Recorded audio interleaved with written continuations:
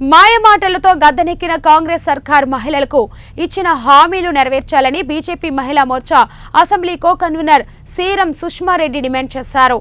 మహిళా మోర్చా ఆధ్వర్యంలో మహిళలతో కలిసి నిర్మల్ జిల్లా బైంసా పట్టణంలోని ఆర్డీఓ కార్యాలయం ముందు నిరసన చేపట్టారు.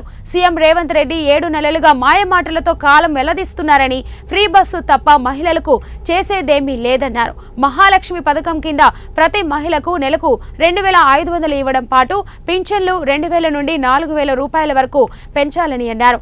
అదేవిధంగా కళ్యాణ లక్ష్మి పథకం కింద 1,00,000 రూపాయలు తులం బంగారం ఇవ్వాలన్నారు. కళాశాలలకు వెళ్లే బాలికలకు స్కూటీలు 5 లక్షల రూపాయల విద్యార్థి కానుక ఇవ్వాలని డిమాండ్ చేశారు.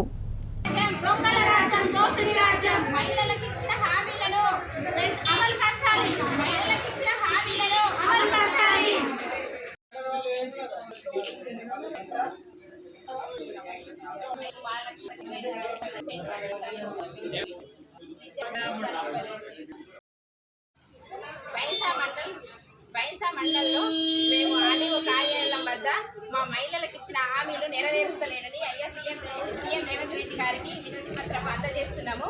ఆ సందర్భంగా మహిళలకు మహాలక్ష్మి పథకము 2000 ఇస్తానని ఇప్పటి వరకు ఇవ్వలేదు.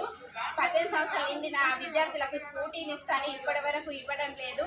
వధువరులకు 1,00,000 రూపాయలు తులం బంగారు ఇస్తానని అమలు ఇచ్చిన పథకాలు ఒకటి కూడా నెరవేర్చడం లేదు. బస్సు ఫ్రీ తప్ప వేరే ఏమి అమలులోకి వస్తలేవు.